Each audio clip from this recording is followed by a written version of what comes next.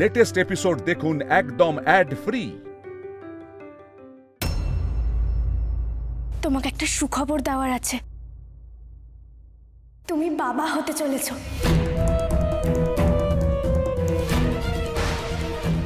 কি হলো সূর্য দাদা, তুমি চুপ করে আছো কেন?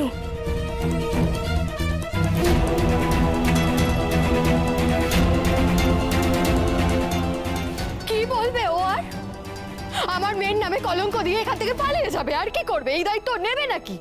কখনো নেবে না। এই জন্য বলেছিলাম পলা, এই পাপকে রাখিস না। বুঝতে পারলি তো কেন বলেছিলাম আমি? তখন তো খুব খুব সূর্য সূর্য করেই যাচ্ছিলিস। এখন কি হলো? এবার সূর্য ওর বাবা মার মতো তোর সন্তানকে অস্বীকার করবে। কি করবি? তখন কি করবি? কোথায় মুখ লুকোবি বুকুরি?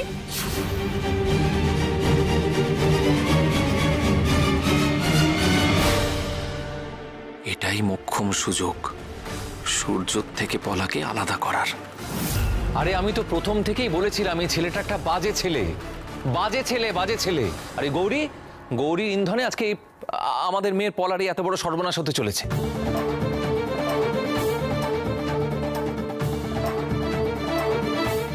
তুমি দাঁড়িয়ে দাঁড়িয়ে কি তামাশা দেখছো?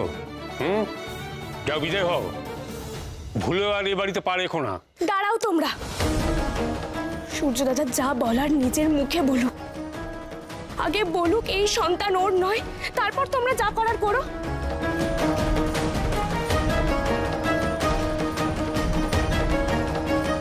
সূর্য দাদা, তোমার উপর আমার অগাধ বিশ্বাস। একমাত্র তুমিই পারো পলা দিদিকে এই অসম্মানের হাত থেকে বাঁচাতে। চুপ করে থেকো না সূর্য দাদা, বলো তুমি। কি বলবো? তোমরা আমার কাছ থেকে কি এক্সপেক্ট করো?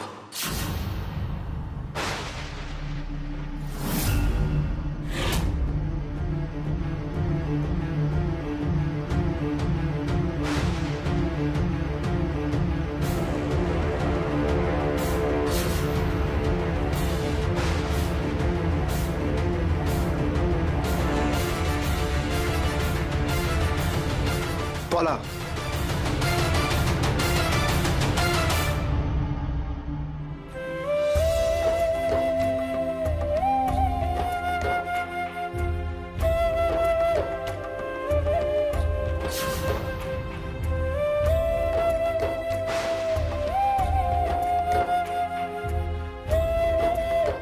এত বড় একটা সুখবর তুমি আমাকে এতদিন দাওনি কেন পলা?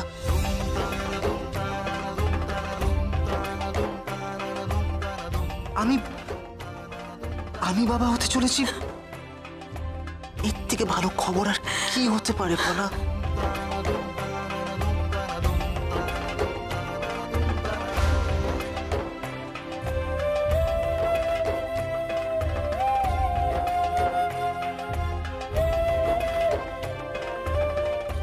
তাই এই কথাটা এতক্ষণ কেন বলছিলে না?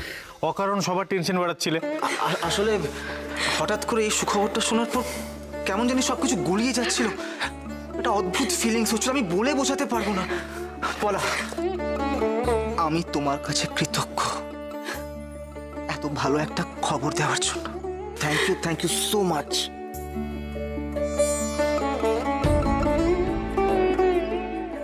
যাক, এবারে আমাদের মেয়েটা একটু শান্তি পাবে। এতদিন খুব ঝড় গেছে ওর ওপর দিয়ে, বড় কষ্ট পেয়েছে গো আমাদের মেয়েটা।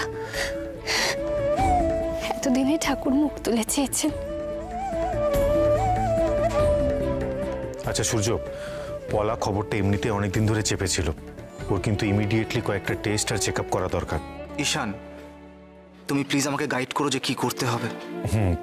আমি সব ব্যবস্থা করে দেবো, তুমি চিন্তা করো না।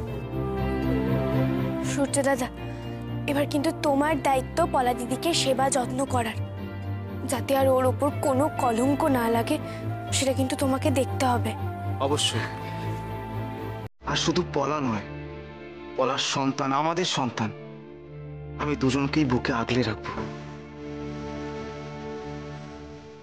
চলো পলা, আমরা বাড়ি ফিরে যাই। দাঁড়াও, আগে তোমার বাড়ির সিচুয়েশনটা কি সেটা একটু খবর নিয়ে নাও। আসলে এর মাঝে একদিন তোমার মা বাবা আমাদের বাড়িতে এসেছিলেন, আর সেই দিনই ওনারা কেন, আমাদের বাড়ির প্রত্যেকেও জানতে পারে যে পলা প্রেগনেন্ট। কিন্তু তোমার মা বাবা মানতে চাননি যে পলার গর্ভে তোমার সন্তান। এর সন্তান আমার ছেলের হতে পারে না।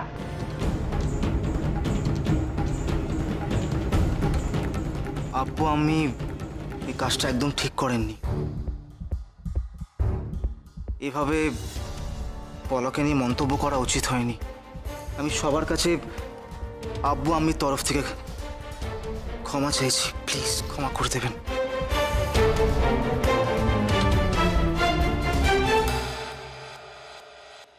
আমি আমার দায়িত্বে আমার স্ত্রীকে পলাকে নিয়ে যাচ্ছি।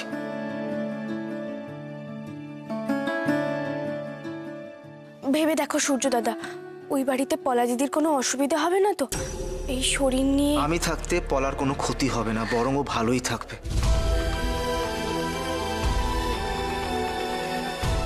আর আমার আব্বু আর আম্মি তো অবুঝ নন, ভালো করে বোঝালে ঠিক বুঝবেন। এসো পলা, আমরা বাড়ি যাই। আচ্ছা।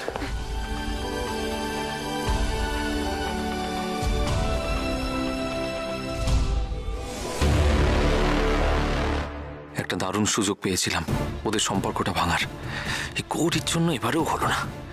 ছাড়বো না, গৌরীকে আমি কিছুতেই ছাড়বো না।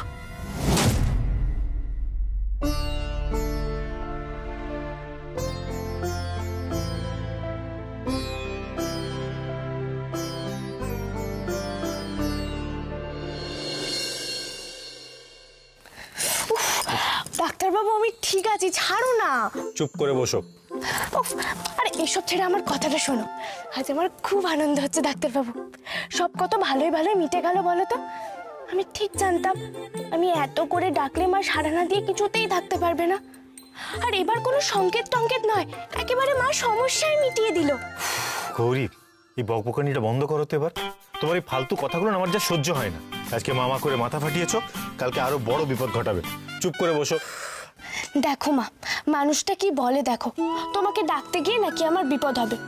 শোনো ডাক্তারবাবু, এটা আমার আর মায়ের ব্যাপার, বুঝেছো? মা যখন আমার ডাকে সাড়া দেয় না তখন আমার একটু রাগ হয়, তখন এরকম করি। শোনো গৌরী, এবার আমার যখন রাগ হবে না, আমি এই সমস্ত বাড়াবাড়ি বন্ধ করে দেবো তোমার।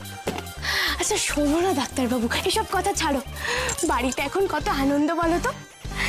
পলা দিদির একটা বাচ্চা হবে, সে বাচ্চাটা কি সুন্দর সারা বাড়ি টলমল করে ঘুরে বেড়াবে। আমি তাকে সারাদিন আদর করব, যত্ন করব, খুব মজা হবে। হ্যাঁ, সে তো মজা হবেই, কিন্তু গৌরী সে তো থাকবে পলার শ্বশুর বাড়িতে। তাহলে তুমি তাকে রোজ দেখবে বা তাকে আদর যত্ন করবে কি করে? তা ঠিক। আচ্ছা আমাদের বাড়িতে যখন আসবে তখনই না হয় করব। আচ্ছা এদিকে শোনো। আচ্ছা গৌরী, আমাদের বাড়িতেই তো এরকম একটা পার্মানেন্ট আনন্দের ব্যবস্থা করা যেতে পারে, মানে যার সাথে তুমি খেলবে, যাকে আদর যত্ন করবে, খাওয়াবে, ঘুম পাড়াবে।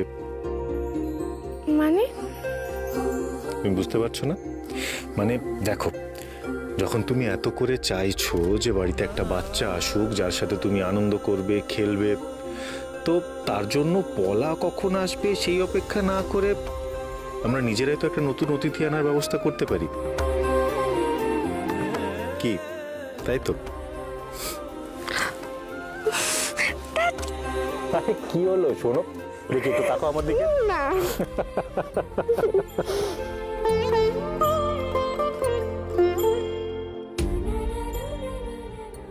ভগবান যা করেন মঙ্গলের জন্যই করেন। সূর্য যখন নিজে থেকে পলার দায়িত্ব নিয়েছে, আমার বিশ্বাস ও পলাকে খুব যত্নে রাখবে। দেখো তোমরা। আমি শুধু একটা কথাই ভাবছি মা, সূর্য যদি তখন সময় মতো না আসতো, গৌরী মাথা ঠুকে ঠুকে আরো একটা বড় ভয়ানক বিপদ ঘটাতো, জানো তো। কিন্তু এটাও সত্যি যে যে কোনো অসম্ভবকে গৌরী সম্ভব করতে পারে, কি করে আমি জানি না। শুধু আমার মেয়েটার জন্য কিচ্ছু করলো না, যখন তুমি এত করে চাইছো যে বাড়িতে একটা বাচ্চা আসুক যার সাথে তুমি আনন্দ করবে, খেলবে, আমরা নিজেরাই তো একটা নতুন অতিথি আনার ব্যবস্থা করতে পারি।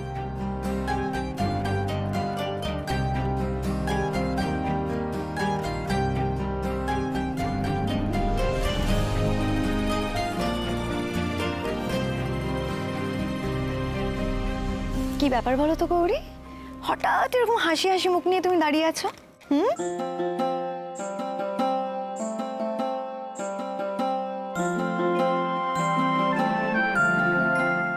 কি হলো, চুপ করে আছো কেন? ব্যাপারটা কি বলো তো? কিছু না নীলা দিদি, কিছু না, ভাই ঘরে আছে না, সেই জন্যই। বড় বউ, কাল কিন্তু পিঠে পুলি বানাতে হবে, সব ব্যবস্থা করতে হবে, বুঝেছো? এবারে নিয়ম, পৌষকালী পুজোর পরের দিনকে পিঠে বানিয়ে মাকে নিবেদন করতে হয়। হ্যাঁ কাকিমা, তুমি চিন্তা করো না। ছোট ঠাম্মি, কাল মায়ের জন্য পিঠে পুলি হবে বুঝি? তাহলে তো দারুণ মজা হবে।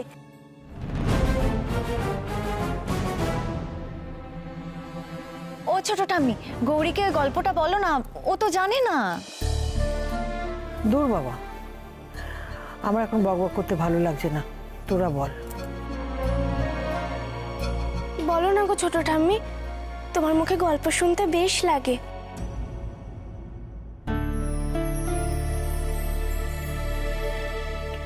অনেক কাল আগে পৌষকালী পুজোর পরের দিনকে বাড়িতে পিঠে বানানো হচ্ছিল। শুনেছি মা নাকি এসে সেই পিঠে খেয়েছিলেন। এটা অবশ্য আমার শাশুড়ির মুখে শোনা। তারপর থেকে এ বাড়িতে এই নিয়ম চালু হয়েছে। তাহলে তো কাল বাড়িতে খুব বড় করে আয়োজন করতে হয়। আমি নিজে হাতে সবকিছু করব, তোমরা শুধু আমার পাশে থেকো। তবে গৌরী, এরম ঘটনা কিন্তু মাত্র একবারই ঘটেছিল, তারপরে কত যুগ পেরিয়ে গেছে, আর কিন্তু কখনো এটা ঘটেনি। কিন্তু এবার তো গৌরী আমাদের সাথে আছে, হতেও তো পারে এই প্রবাদটা আবার আমাদের সবার সামনে সত্যি হয়ে গেল। আমার বিশ্বাস মা কাল ঠিক পিঠে খেতে আসবে। হ্যাঁ গো, আসবেই।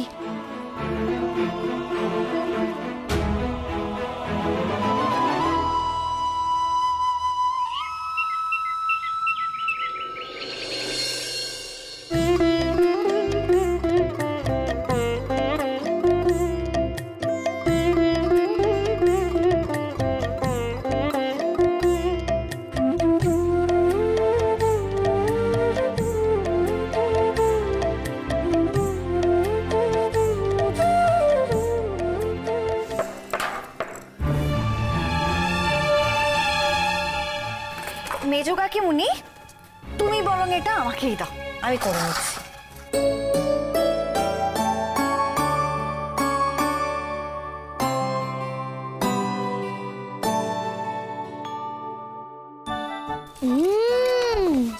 পিঠে তৈরি হচ্ছে, কখন সব হয়ে যাবে?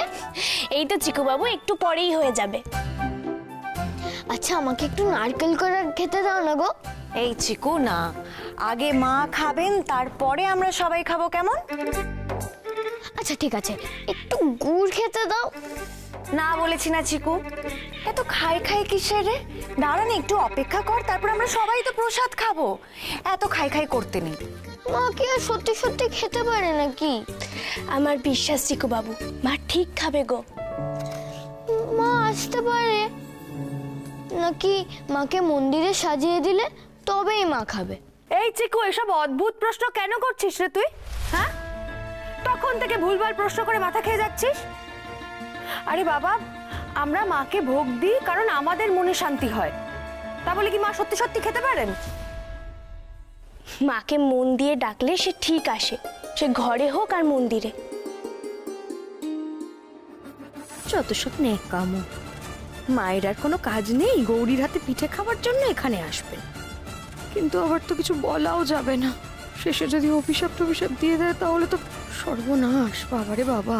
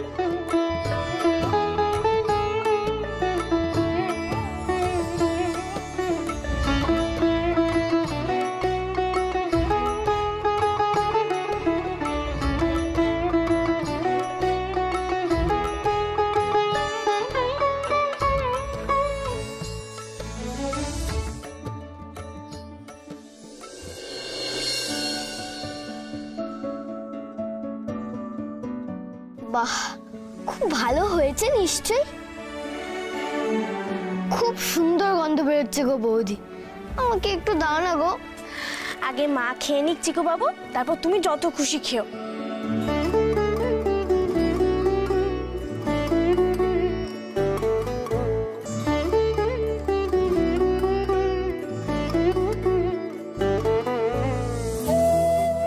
চলো নীলা দিদি, মাকে গিয়ে ডাকি। মাকে তো সেবারের মতো আসতে হবে, তাই না? চলো।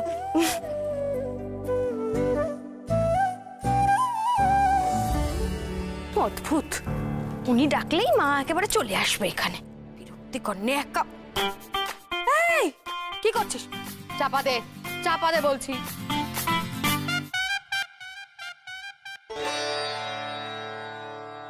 কি সুন্দর গন্ধ বেরোচ্ছে গো, আমাকে দাও না একটা পিঠে। উমা, এই তুই কে? কোথা থেকে ঢুকলি তুই? ও, তার মানে নিশ্চয়ই সদর দরজাটা খোলা। এই জন্য আমি বলি, এই জন্য। হ্যাঁ, যদি সদর দরজা খোলা থাকে তাহলে এরকম যে কেউ যখন তখন ঢুকে পড়ে। ও মা, আমি কি অমনি অমনি এসেছি নাকি? আমি তো পিঠে খেতে এসেছি গো। পিঠে খেতে না, খাওয়াচ্ছি তোমাকে পিঠে আমি। এখনো ঠাকুরকে দেওয়া হলো না, বাড়ির কেউ মুখে তুললো না, আর উনি এসছেন পিঠে খেতে। যা এখান থেকে, যা বলছি। আমি কিন্তু এসেছিলাম পিঠে খেতে, খেতে না দিয়ে তাড়িয়ে দিচ্ছ তো? হ্যাঁ, তাড়িয়ে দিচ্ছি আমি। যা বলছি, যা। ইস, কি নোংরা জামা কাপড় পরে, বাবারে বাবা। ওকে তাড়িয়ে দিচ্ছ কেন মাধুরী? দুটো পিঠে না হয়ে দিলে ওকে কত আর খাবে? আমাদের তো এত আছে। একদম চুপ, সব ব্যাপারে খালি বেশি পাকাবো। আর আমি কিন্তু বলে দিচ্ছি, এই তুই এখন এখানে দাঁড়িয়ে আছিস কেন? বেরো, বেরো বলছি।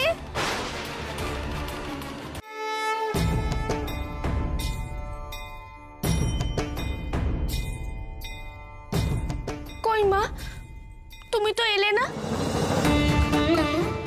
আমি কত কাণ্ড করে তোমার জন্য এই দেখো, এই যে পিঠে বানালাম, তুমি একবারও আসতে পারলে না। তুমি যদি এই পিঠে না খাও, এই বাড়িতে কিন্তু কেউ পিঠে খাবে না। আগে তুমি খাবে, তারপর সবাই। কি গো, আসবে না? বৌদি, বৌদি, ও বৌদি, মা কি আর আসবে না পিঠে খেতে? দেখো না, কেউ আমাকে পিঠে খেতে দিচ্ছে না। দেখো না চিকু বাবু, মা তো আসছেই না। তুমি একটু বলো তো মাকে। মার কি খেতে ইচ্ছে করে না? পিঠের গন্ধে বাইরের থেকে পর্যন্ত লোক চলে এসছে, মা আসতে পারছে না। ও মা, বাইরে থেকে আবার কে এলো? এসেছিল একটা বাচ্চা মেয়ে, এসেছিল, পিঠে চাইলো, কিন্তু কেউ দিল না, উল্টে তাড়িয়ে দিল। यदि मे महती प्रीति स्तवास्ति काल भैरव। সে কি তাড়িয়ে দিল? হ্যাঁ গো, ওটা পিঠে দিলে কি আর এমন হতো বলো তো? আমাদের কি পিঠে কম পড়ে যেত? না না না না, কাজটা মোটেই ঠিক হয়নি। মা নিজে এসে পিঠে খেতে চাইলো আর তাকে তাড়িয়ে দিল। মাগো, মাগো, কেউ তোমাকে চিনতে পারেনি গো। কিন্তু আমি তোমাকে ঠিক নিয়ে আসবো।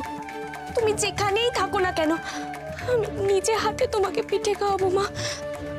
কোনো অমঙ্গল হতে দেবো না, আমি কোনো অমঙ্গল হতে দেবো না, নিজে হাতে খাওয়াবো তোমাকে।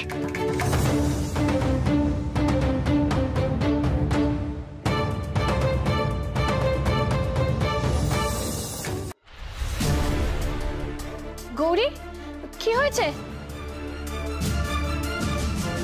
তোমরা কেন বারবার এক কাজ করো গো? কেন? তোমরা তো জানতে আজকে মা আসবে, তাকে তাড়িয়ে দিলে। এবার কোথায় খুঁজবো বলো তো মাকে? কোথা থেকে পাবো? মা, আমি তো বুঝতেই পারছি না মা আবার কখন এলো। হ্যাঁ, মা এলে কি আমরা তাড়িয়ে দিতাম? মাকে কি আমরা চিনতে পারতাম না নাকি? দেখো, তোমার না কোথাও ভুল হচ্ছে। আমি তো শুনলাম একটা গরিব ভিখিরি মেয়ে কোনোভাবে চলে এসেছিল, বোধহয় পিঠের গন্ধ পেয়ে বেচারা চলে এসেছে। সদর দরজা তো হাট করে খোলা থাকে, তাই হয়তো। না গো না, মাই এসেছিল গো। তোমরা চিনতে চাইলে তো তাকে চিনতে পারতে। বাড়ি বয়ে যদি কেউ একটু খাওয়ার আশা নিয়ে আসে, তাকে তাড়িয়ে দেওয়া মানে তো মাকেই তাড়িয়ে দেওয়া। আর এইটুকু চিকুও তোমাদেরকে বারণ করেছিল, তোমরা তাও শোনোনি। এই থামো থামো, বড় বড় কথা বলছে। এতকাল যেভাবে মায়ের পিঠে ভোগ দেওয়া হয়েছে সেভাবেই হবে। তুমি আর নতুন করে কোনো সমস্যা তৈরি করো না। এই গৌরীর কথা গুরুত্ব দেওয়ার কোনো প্রয়োজন নেই। কি বলছেন ছোট দাদু? তোমরা তো নিজেরাই বলেছিলে যে মা স্বয়ং এই বাড়িতে এসেছিল।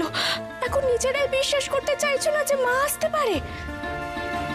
তোমরা আর কবে মাকে বিশ্বাস করবে গো? কবে? তোমার কি মনে হয় গো গৌরী? হ্যাঁ, আমরা মাকে মানি না, তাই তো? মাকে অবিশ্বাস করি, মায়ের পুজো করি না নাকি? আমি তো বুঝতে পারছি না। শোনো, আমরা মাকে মানি, ঠিক আছে? আমি প্রত্যেকদিন সকালবেলা এসে মায়ের পায়ে মাথা ঠেকাই, বুঝতে পেরেছো? মনের মধ্যে যদি মা থাকে তাহলে তাকে মন্দিরে গিয়ে ডাকার প্রয়োজন পড়ে না গো।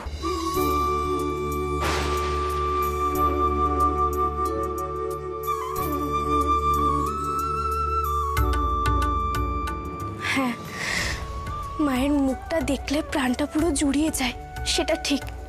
কিন্তু মন্দির বানিয়ে মাকে পুজো করলেই যে মাকে বিশ্বাস করা হয় এমনটা কিন্তু নয়।